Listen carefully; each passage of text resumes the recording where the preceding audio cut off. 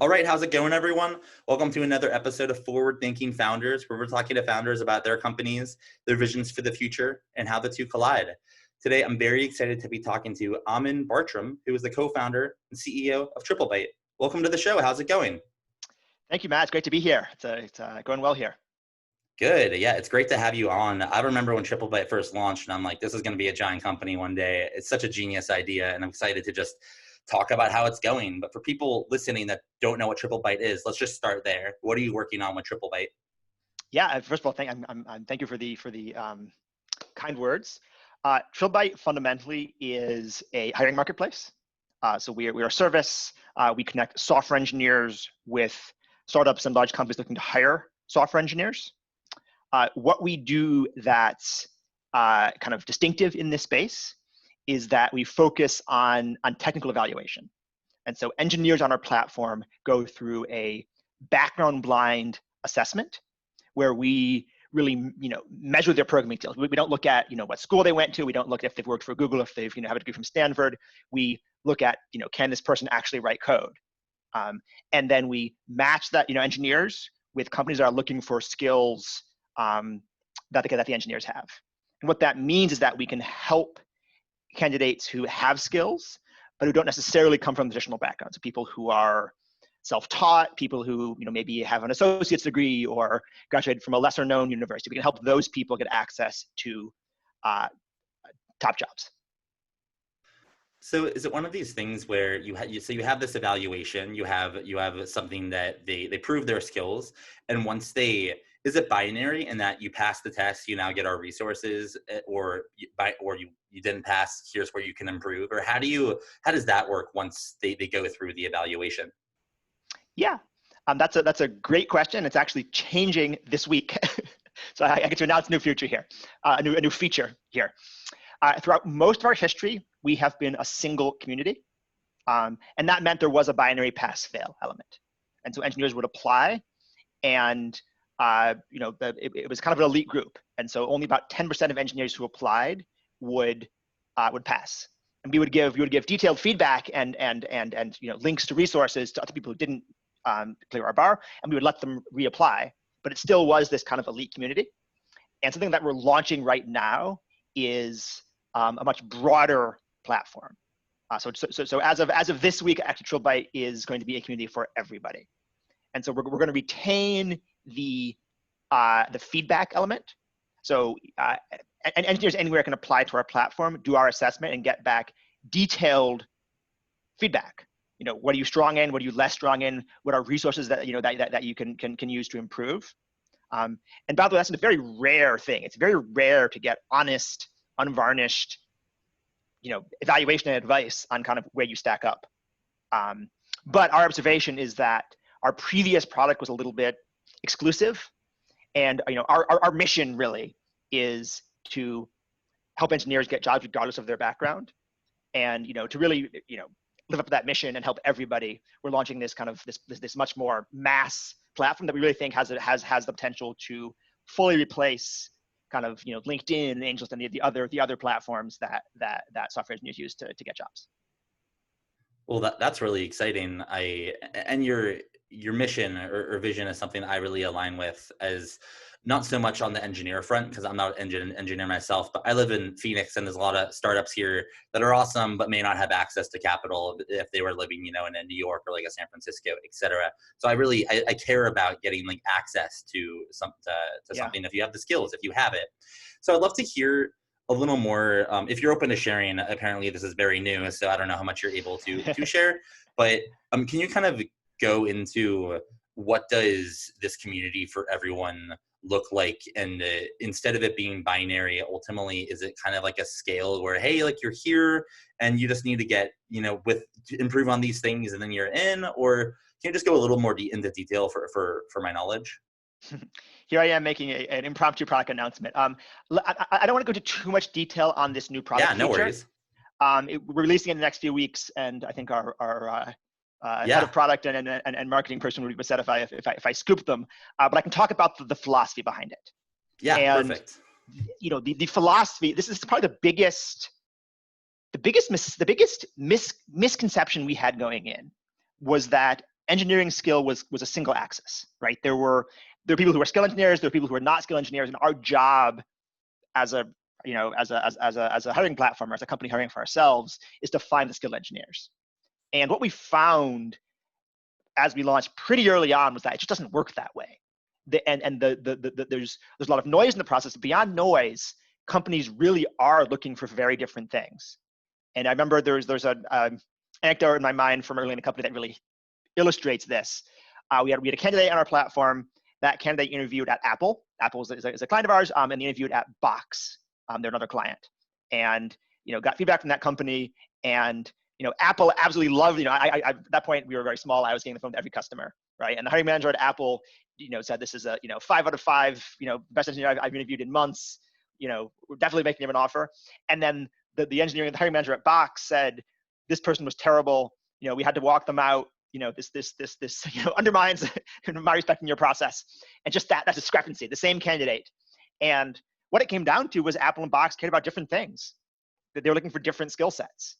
And so it really is the case that engineering ability it's not binary. It's about, there's this whole raft of skills you can have, and someone who might be a fit for one company might be a very poor fit for another company.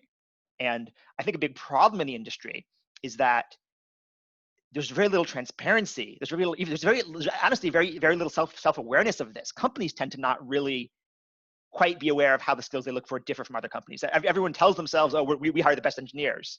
And they assume that means the same thing to them as it does to everybody else, but it doesn't.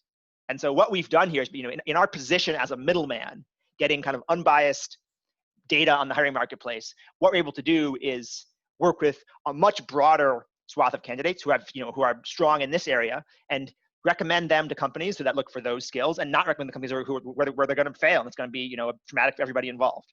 And so that's that kind of focusing more on the different skill profiles, different candidates. That's the core approach we're taking to the kind of more mass market product.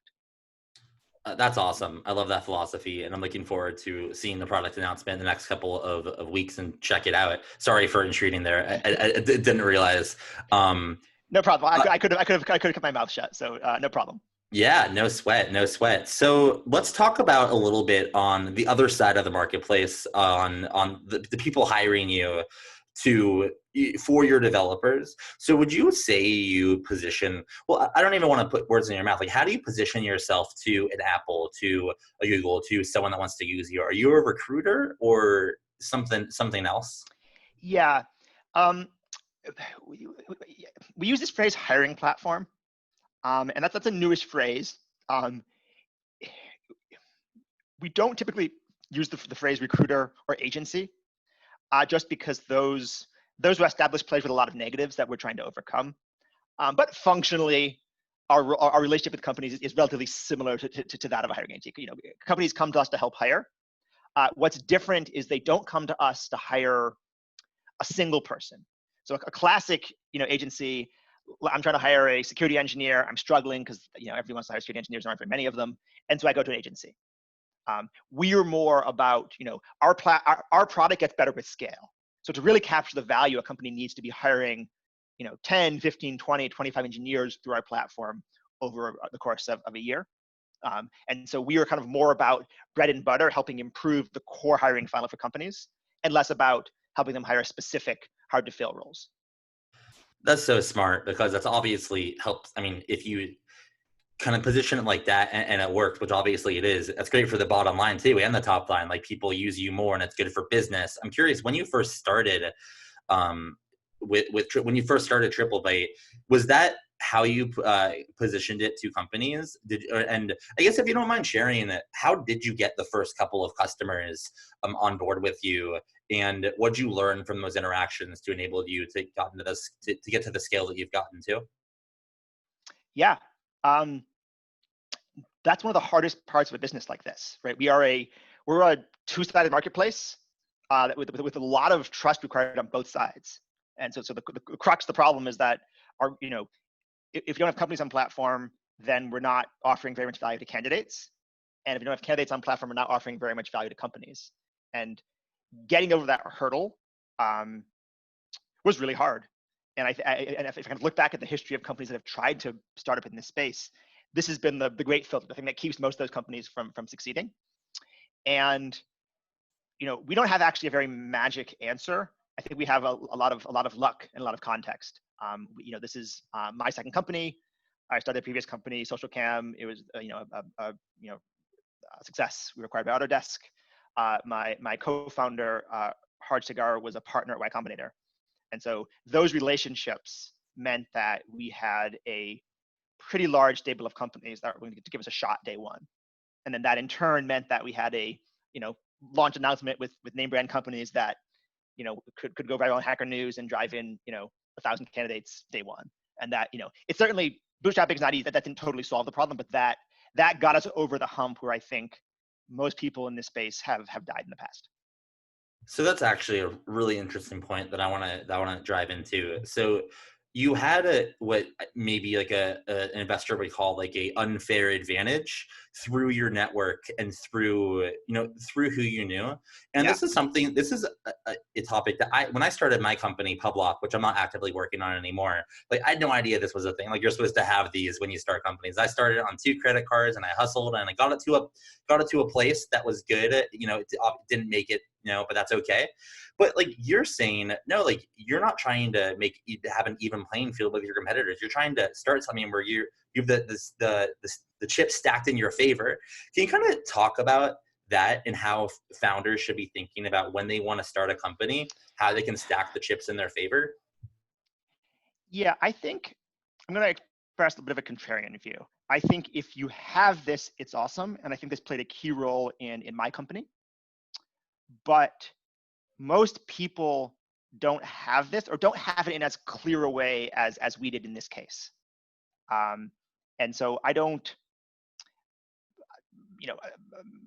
I put that out as one of a number of things on a list to evaluate when thinking about a startup idea.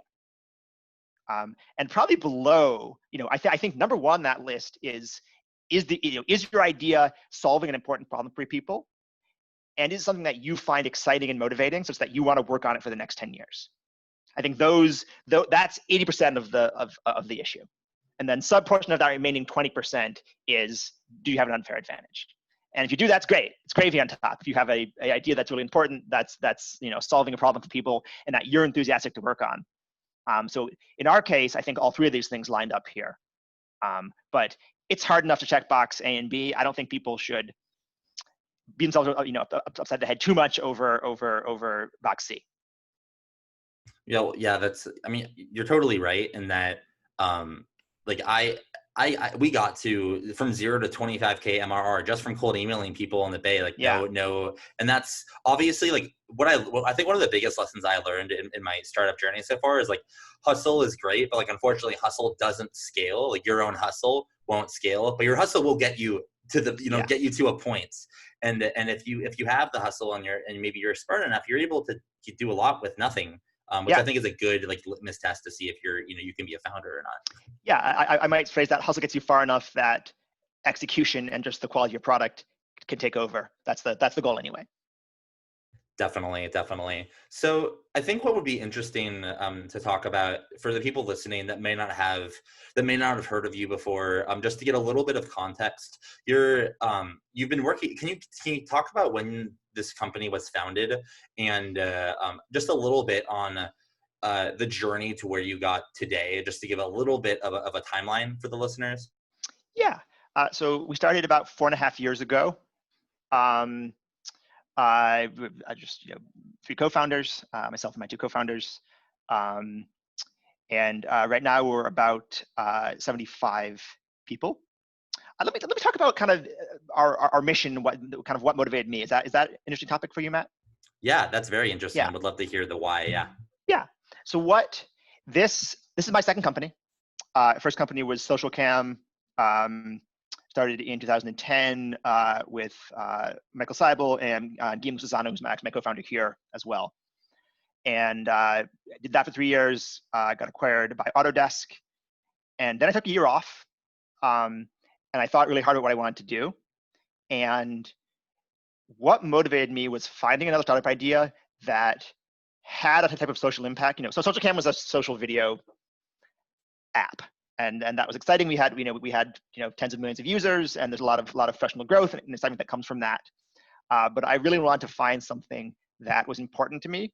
Social scan didn't never tick that second box for me. That feeling like I found this deeply exciting. And I wanted to work on it for 10 years. And so Triplebyte is that company for me.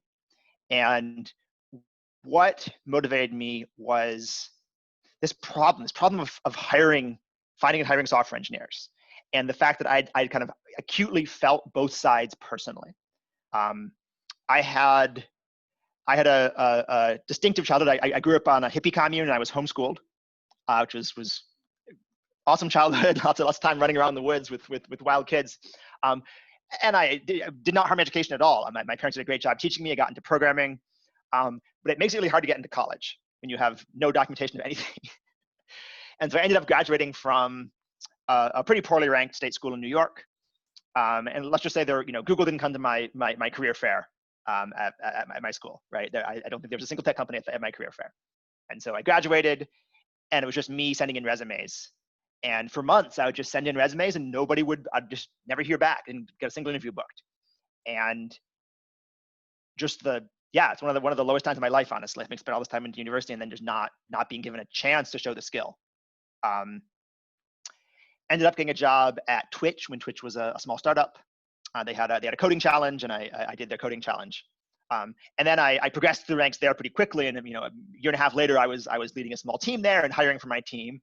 And suddenly I was on the flip side. I was getting resumes in and making these gut calls about, okay, who's worth my team's time to bring in an interview? And I saw I brought people in, they would do poorly, and I saw the other incentive, right? It's not, prior to that, I viewed it as, oh, people are irrational. They're judging me unfairly based on my credentials. And then suddenly being on the other side saying, no, credentials do correlate. As a population, having a degree from the pool of engineers who have degrees from top schools as a group are better than people who don't. And if I'm a hiring manager who's desperately trying to save my team's time and bring in candidates, it's not necessarily irrational to bring in candidates preferentially who have, elite schools on their resumes. We know what the solution is. The solution is data science. The solution is to gather data and find signals. Say, okay, there's this, credentials have this downside. They correlate with some being better, but the pool of people who don't have credentials is so enormous that if recruiters act on that signal, it leaves people out, and it ultimately blinds the recruiters to this pool of very talented candidates they could have hired otherwise. And so the motivating idea here at Triplebyte was to say, we're going to do the work. We're going to gather the data. We're going to interview thousands of people, and we're going to build the data set that allows us to build a fundamentally more accurate process that ignores backgrounds and looks at people's actual skills. Would you say that you're building a credential with Triplebyte? Is Triplebyte just a new type of credential? Yes, but I want to avoid the connotation that we are just replacing, we're doing something more important and more fundamental than just launching a new MIT and creating a new credential that functions just like the MIT credential. In that, our mission is directly measuring skill and providing access to our assessment. So one of our kind of core statements here is access. We are always going to allow everyone, anywhere in the world, who can get on our website, fair level access to our assessment. And that's not true with MIT. There's all of these layers of access based on what school did you go to, how rich were your parents, what's your gender, what's your skin color. These things end up erecting barriers, and it is far from the case that everyone with talent has an even shake at showing MIT their skill. And so our goal, we think there's a lot of social importance in a candidate being in Triplebyte carrying much of the same signal that a candidate having an MIT degree carries, but there's this important difference of access. See, the listeners are probably like shaking their head right now because they know that I'm obsessed. Like I literally, so the thought of a credential and the new type of credentials that are being built, like YC alum, becoming a pioneer, Teal fellow, getting through trip, like these things, I don't know. I haven't put my finger on what ecosystem they're creating, but I feel like it's creating the new school of credentials that are going to matter. I mean, this might be against how you feel about it, so that's totally fine. But like, not replace the old school, but just other credentials to refer to. which makes me so excited as someone that really aligns with so many of the topics that you're saying. I'm curious, do you see other types of these types of credentials, like the Pioneer, the Triplebyte, the YC? What else do you see, and do you see correlation between them and see almost an ecosystem forming of a new type of credentials? I'd love your thoughts on that. Yeah, I couldn't agree more. I think it's a great way to look at it. And I think you can see, if you look at some of the market forces, you can understand why this needs to exist. So traditional credentials are simply not keeping up in volume with the world. So in the space of software engineers, there's on the order of 50,000 new CS grads every year in the US. Of course, most of those come from state schools and community colleges and schools that don't confer much of a credential. But even let's ignore that for a second, assume that those all represented MIT and Stanford, right? There's 10x that. The demand for new open positions is 500,000, right? So there's 10 times the demand for new software engineers as there is credentialed supply. And that gap is the reason you see Lambda School and MOOCs and this kind of really exciting space of alternative schools. And a big piece that's missing from those alternative schools is the credential piece, right? What is the credentializing mechanism that hopefully in a positive as sometimes negative way provides access to the best students? What is that system for people who are self-taught, for people who are coming from all these alternative schools?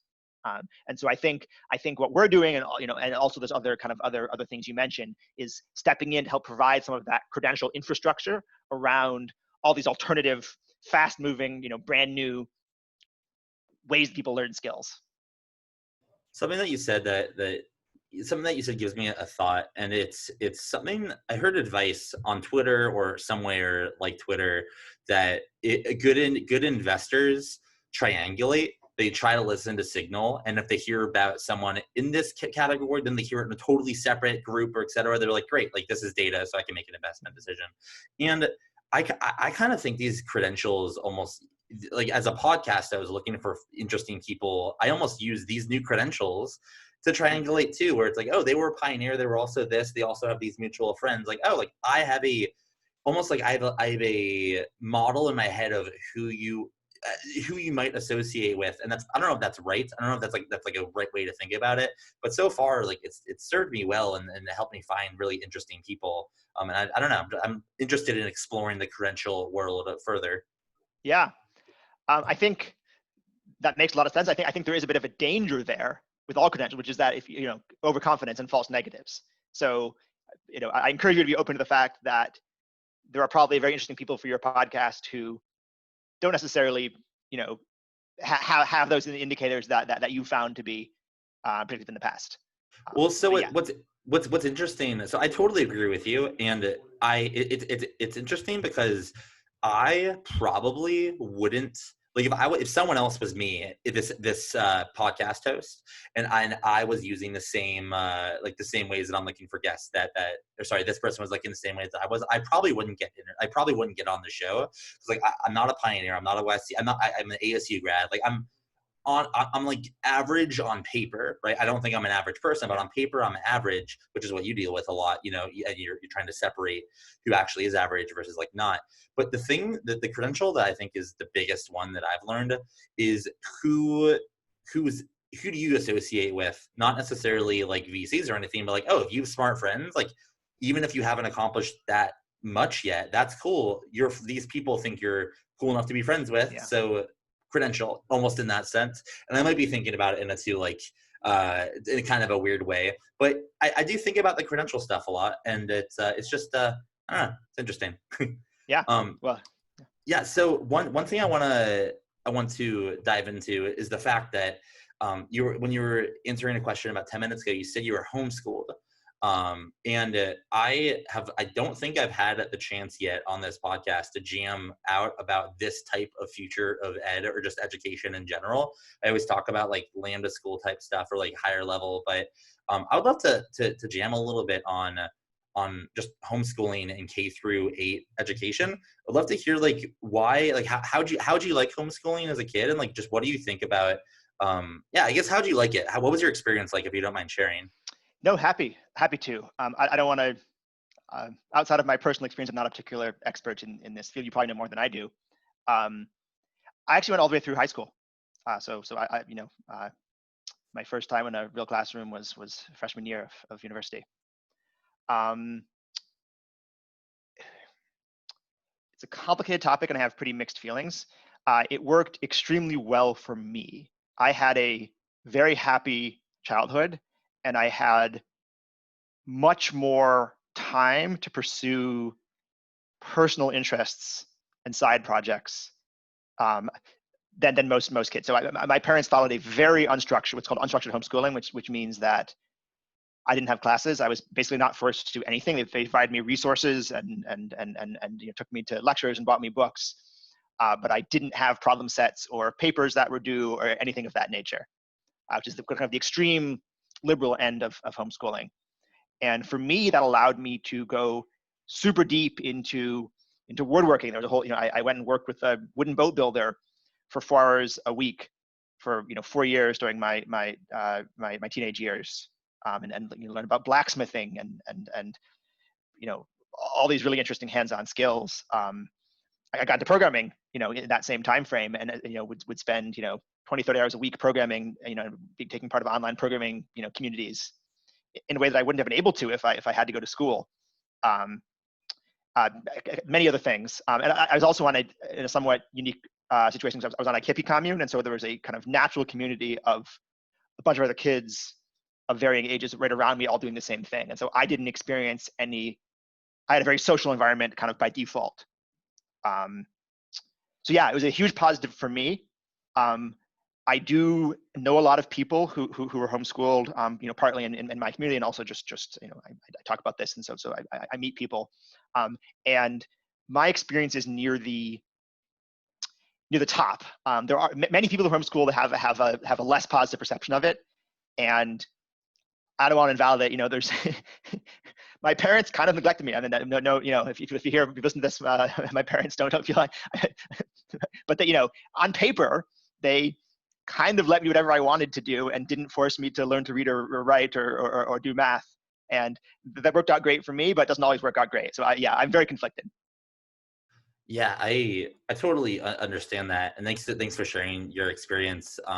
The reason I ask, as you know, is that and as I think the listeners know, I think you all know. I don't know if I've actually mentioned it before, but I'm working like in this space with a company called Prenda, which is kind of like a middle ground between homeschooling and public school. And I never put much attention towards education for K through 8 or K through 12. It's always been like, what happens after high school? What happens after high school? But I just, after being on this team for a bit, and hopefully for quite a long time, it just makes me think about, I feel like what everyone needs is just the right model for them. And for some, it's going to be public school. For some, it's going to be homeschool. For some, it's going to be Prenda.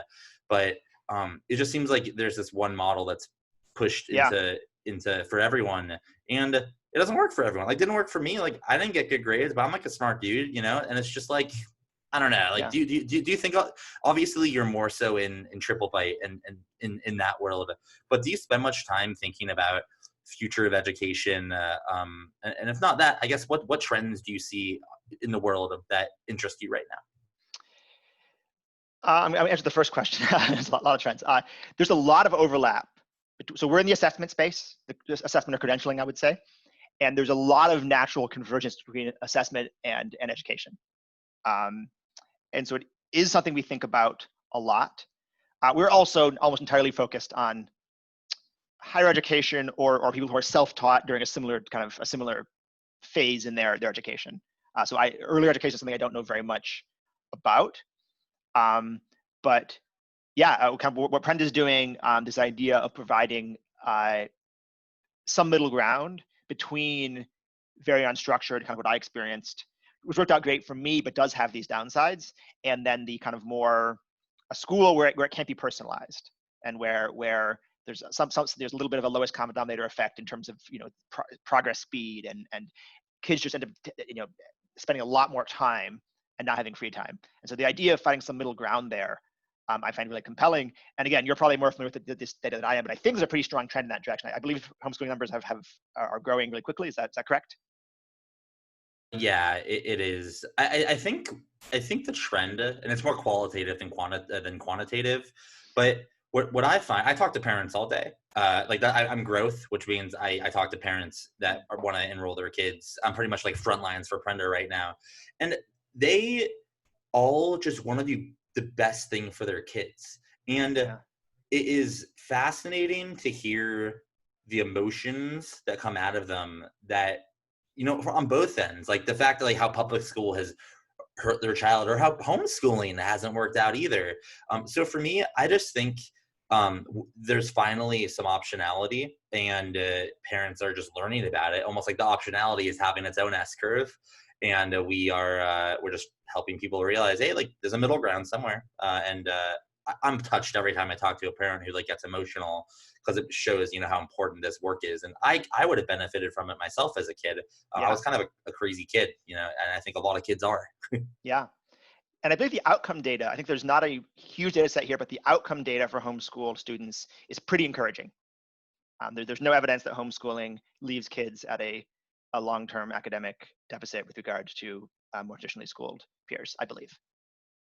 Yeah, I mean our own data, which is not substantial at all. We've only just started about 2 years ago, but it looks good for the eighth graders that went into high school. Like it's looking good. They can definitely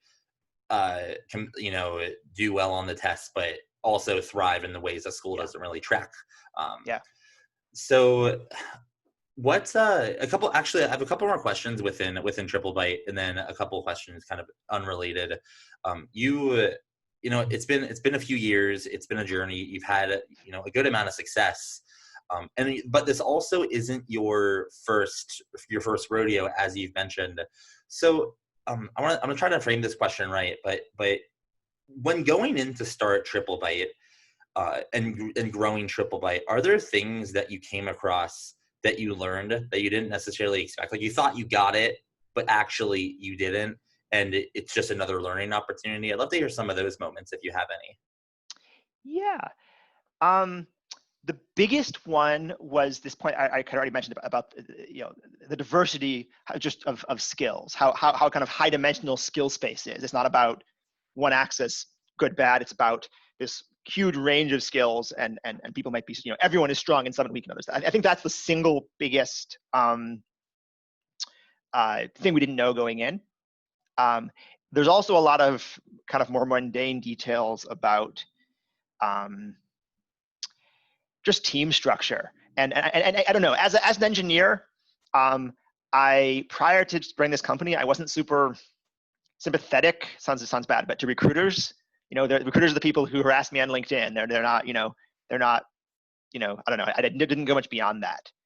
And we kind of, when we started, thought, oh well, we're gonna build a product which is so good that companies won't need recruiters. They can their hiring manager can go straight to us.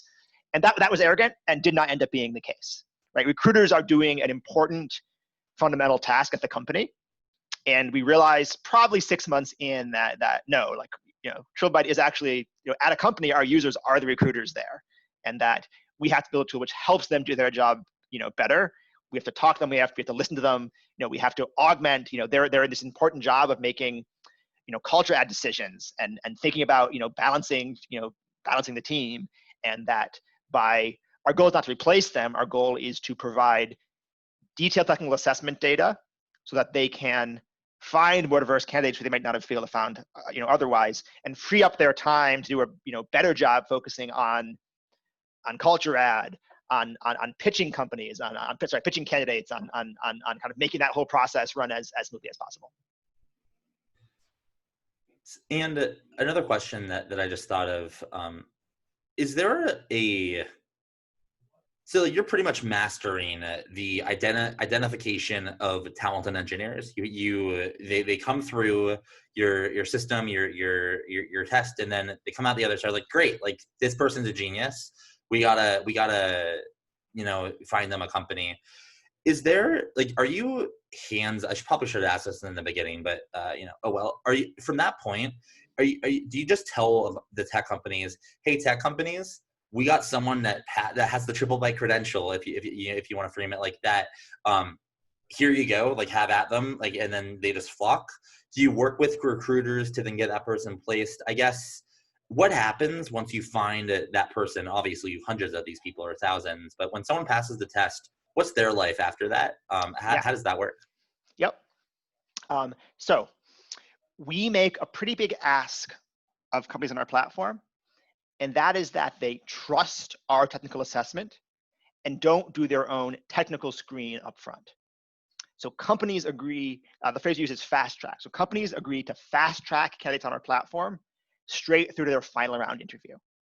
And so the experience from a candidate's point of view is a little more red carpet than a different process. So a candidate applies to Triplebyte, they go through an assessment, and they then see a list of all the companies on the platform that are interested in them. And they get to decide, from those companies, okay, which of these am I interested in? And from the ones they select, then we set up a phone call, and that's a non-technical phone call. So it's not a technical screen. It's kind of a meet and greet with a recruiter typically. And after that phone call, if both the candidate and company want to go forward, then it goes on to the final round on-site interview, and the company does their regular technical assessment, to determine if that candidate is a good fit for their role. So it's not dissimilar. We have a platform, so we manage it, and so it's a little bit lower friction for both the candidate and the company. Honestly, it's a little bit faster, and there's this important detail of skipping the technical assessments up front. And does Triplebyte eventually envision doing this process for different verticals, aka like not necessarily just technical, or are you trying to own the technical recruiting, or not recruiting, but own the technical world first and only that? I guess looking more forward, do you plan to expand to other verticals? Not in the immediate term. So I think the world really needs it. I think what we're doing, this idea of doing skills assessment and helping people get jobs regardless of their background, it's probably more needed, honestly, in some other field. But doing it for nursing, for teaching, that would be, really important, and I would love to do it. As a startup, as I'm sure you know, just focus is absolutely key. And engineer hiring is a huge vertical, and so from a company perspective, I think the right move is to stay pretty laser focused on engineers for the next few years. And I hope that by that point, people will have launched companies doing similar things. Triplebyte for nurses, Triplebyte for teachers. I would love to see that. And if that niche is still there when we get to that, a size where it makes sense to diversify focus, I would absolutely love to move into that space. And the last kind of topic I want to touch on before we get to the final couple of questions is actually focus, and how to think about focus as a founder, but actually specifically, do you have any frameworks on how to allocate focus when you're looking for, like when you have a startup, obviously you're working on that startup and you can't really go off and you can't really start something else. You do what's best for that startup. But there's a lot of people, and I'm honestly in this boat, like I got my job at Prenda. It's dope. I love it. I'm going to be there for a while. But I also got my nights and weekends, which I want to spend on stuff. And I don't actively like have that thing, and but now everything looks attractive. Like, oh, I should do that. I could do that. I could do this. I could do that. Do you have any frameworks for knowing how to allocate focus that yields the best, like, I guess, outcome, which is something that works and maybe like makes money on the side? How do you think about focus? Really interesting question. I don't. You could also apply. You could also apply it to. You could also apply it within Triplebyte, Yeah. like how you allocate focus. Where you might want to work on this feature, but actually, you could think about focus however you want. I'm just curious to get your thoughts on just how you think about it. Managing focus is one of the most it's a very important thing, but I think it's actually a little bit easier internally because there is an agreed upon goal. My co-founders and I, our employees, we're trying to make a thing happen. We have a mission, we have a goal, we have KPIs, we have metrics. And so it becomes, I think, a well-formed question of what's the best marginal use of my time? I have a marginal hour to spend, right now, after this call from 3 to 4, what do I work on? And that because, there's a lot of options, but it becomes at least a well-formed question. I think about it, I have a process, I have to-do lists. I audit my time use, every week and try to make sure that the usage was good, right? It's the thing that I focus on. But the question is well formed. I think the question in terms of your personal time is harder. Many people are not clear about their personal goals. So I at this point in my life, I've picked my startup as my number one personal goal, and so I pour most of my time into it, and those things line up. If I had nights and weekends free to focus on other things, I think I would try to think really hard about what's my goal. Is it to be happy? Is it a utilitarian, increase my personal happiness? Is it regret minimization? Is it whatever it is, and then kind of use a similar framework. But it's not a particularly great answer for me. I don't know. That's all good. I like how you think about every answer or every hour. Like, great, I have some time now. Where do I put this time? Because I feel like a lot of people, including myself, I don't think about time like that all the time. I'm just like, oh, I got an hour. I'm gonna play Oculus Quest, and even though I could play it this evening after my work, I'm gonna play. And it's just being intentional about your time as an asset is probably a very good practice to have. One thing that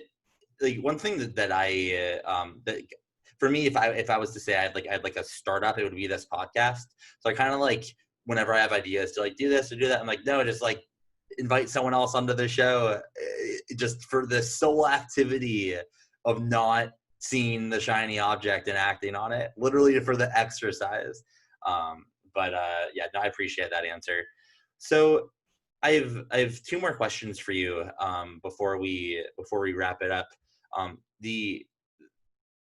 You're working on, obviously Triplebyte is working. It's working well, and you're scaling, and you're launching new products, and it's exciting. I'd love to hear 10 years from now or 20 years from now, when Triplebyte is as big as it can get. As big as you can think of. What does it look like? What does it do for the world? And would just love to hear that vision a little bit.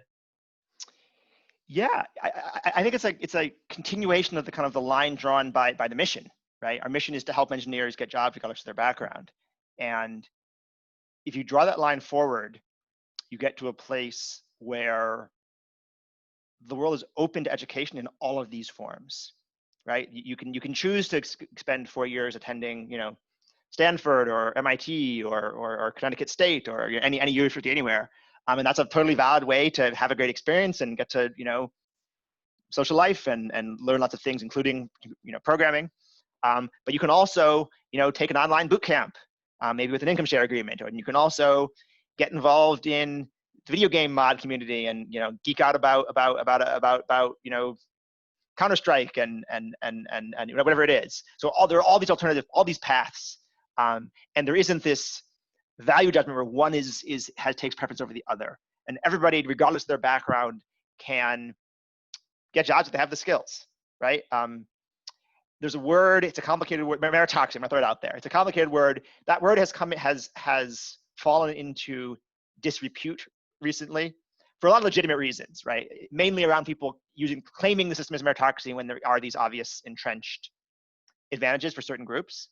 But I'm a big believer in trying to fight for the ideal that it represents, right? There is, so the world of Silicon Valley is not a meritocracy, that's totally clear, but our goal is to move it in that direction, into a world where people have opportunities based on the skills they bring. I think it's achievable. I think the way we're doing it is just flat out better for everybody. It's better for a candidate because they don't have to, they get access. They don't have to spend all this time focusing on presentation, right? You can focus on just having the skills, right? And if you have those skills, you get these opportunities. It's better for companies. They have access to the full range of people. I guess there's a way I like phrasing this is the observation that human potential, human ability is uniformly distributed across people from different backgrounds, but that access to opportunity to demonstrate that ability is not. And so, our mission really is to change that, is to provide, increase the width of the distribution of access to opportunity. That's our goal, and I think it's achievable. And our vision is a world where that's the case, where people get jobs based on the skills they have.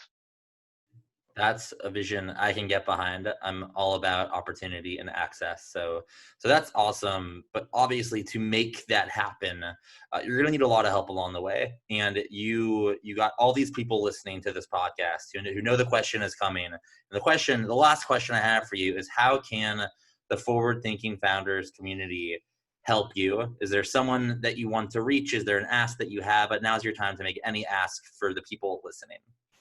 Yeah.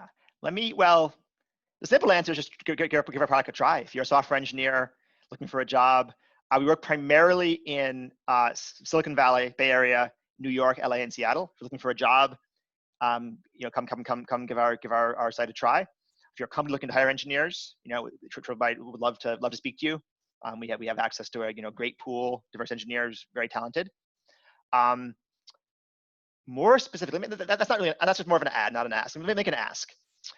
We are looking to hire an editor a writer for our blog. We've been blogging about that. So as we go about our business of running this company, we generate tons of really insightful data. We get kind of this inside view of the hiring process at a huge swath of companies, big names, and not just what's going on each company, but what the difference is, how they vary. And I've been very occasionally writing blog posts based on this data. They tend to do really well, get a lot of views. And our goal is to hire somebody, probably from a journalism background. We'd actually love if they could be on location in the Bay Area, but remote is also an option, to really be a full-time writer working for the blog. And if that sounds interesting, shoot me an email. I'd love to speak. That sounds like an awesome position. If anyone wanted to, if the writer was listening, and it sounds like the perfect fit, I guess the last question is, where can they find you online? Where can they find Triplebyte? How can they get in touch with you if they're compelled by the vision and they're interested in what you're doing?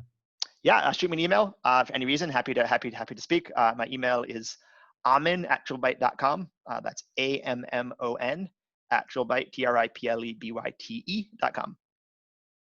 All right. Thank you for coming on to the show. I appreciate what you're building, appreciate your vision, and just keep on going on. It's exciting stuff. Okay, awesome. Thank you, Matt.